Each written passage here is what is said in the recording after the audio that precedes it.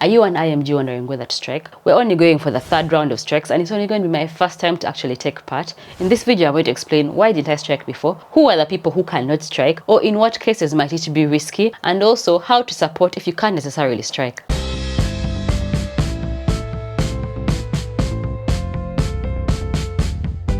Hi guys, my name is Sisi and I'm a Ugandan medical graduate working in the UK, and this is my third video about the strike. So junior doctors in England have been going on strike every other month since the year began, and I've made two other videos about this. One of them is about why you should be striking, and I'll link that up here and also down below, so you should go check that out. Another one of them is about my actual pay slip as a CT2, and remember that I am a CT2, so my pay slip is actually what we are advocating for F1s to be paid. We want a starting doctor to start off on that kind of pay slip, because you have all this experience and you're being paid this amount of money, the cost of living is rising, the salaries are not rising, so understandably people are disgruntled. So I'll link that video up here so you can go check that out. So the reason I did not strike before is because I was on maternity leave. So you can't actually strike when you're on maternity leave. I actually emailed and asked someone, and they said actually you cannot, because what are you doing? What are you striking?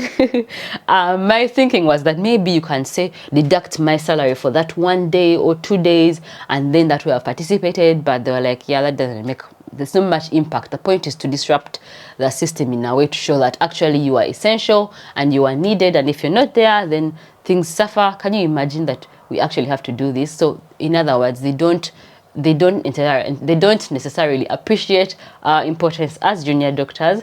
And recently consultants are also going on strike. So if consultants are going on strike, who are you? Who are you not to be striking? Like, if you're comfortable with your salary, comment below. I would love to hear about you, and if you're not, then obviously you know what I'm talking about. So when you're on maternity leave, you cannot be striking. But also when you're pregnant, you want to be very careful, because when you go on strike, then they deduct the salary of that day. Most trusts, some apparently, I've heard that some trusts do not deduct because maybe it takes too much work to start calculating, so they just pay you anyway. But most times you're going to have a loss in your income. So the deduction is 1 out of 365 times the amount of your annual salary. So this is going to depend on what your annual salary is, depending on what grade of doctor you are. If you're watching this and you don't actually know how much doctors are paid in the UK, depending by their grades, I've made another video in which I shared how much each doctor is paid according to their grade, and I'll link that up here. You can go watch that. So if you're going on maternity leave and you happen to strike, or the strike period falls within your qualifying week, or there was a qualifying period which is about 8 weeks, in which they take the average salary or the average earnings you've got over those 8 weeks and divide it by the average earnings over that period, is what is taken to be your full pay of maternity leave. Meaning the very first salary that you will get is going to be a full pay, and it will be how much money you get in that qualifying period. And then from then onwards, they keep giving you a percentage of that initial amount. So that's why it's so important to notice and see if you're considering going to strike and then you're pregnant, and see if your qualifying period is in that time. The qualifying period is going to be dependent on obviously your pregnancy, your due date and all that. I made another video explaining all this, and I'll link that up here. You can go check that out, but make sure to check the gov.uk tables, because they're tables that show your qualifying period according to your due date. That is the, I think, danger of striking, is that depending on your personal situation. So for instance, if you're like me, who I am the main income earner in my household, if I was pregnant and I don't know if I would be considering to strike, because it's going to affect your maternity pay for the rest of the time that you're off. And remember, that's a whole year that you're off, if you're taking off a whole year, but your payments or the earnings or the salary is for 9 months. So that's all going to be affected if you strike in this particular period. So to me, I feel like this kind of people, really, it's acceptable not to strike in your case.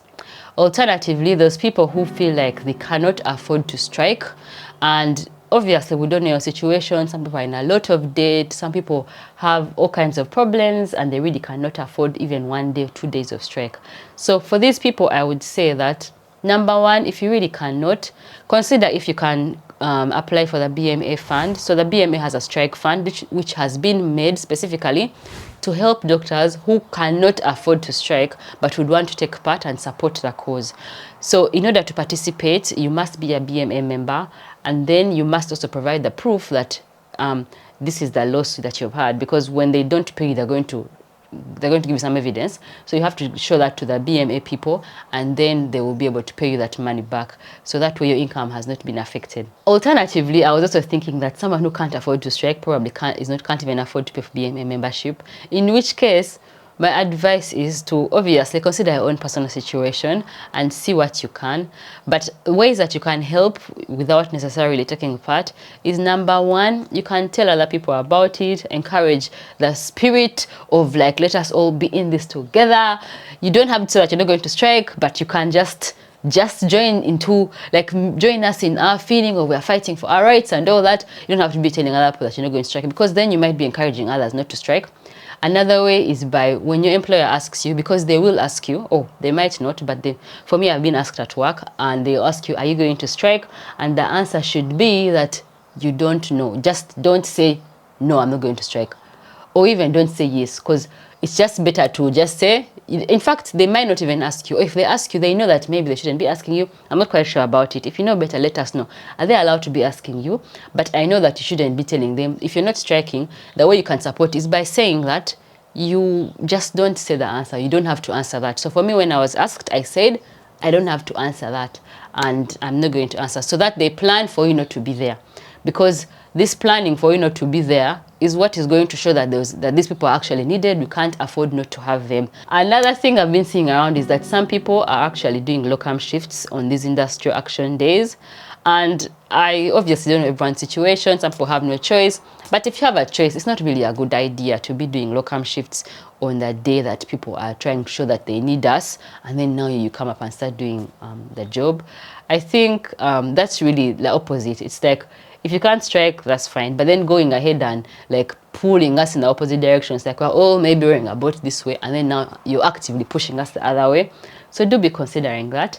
If you like this video up to this point, give it a thumbs up. I will make sure I let you know how the striking goes. And if you want to know more about that, comment below. Or actually follow me on Instagram, where I'll probably be giving you more recent updates of what's going on. And to be honest, I'm actually looking forward to it, because I think part of me is kind of likes that kind of thing, like chaos, striking, fighting for our rights.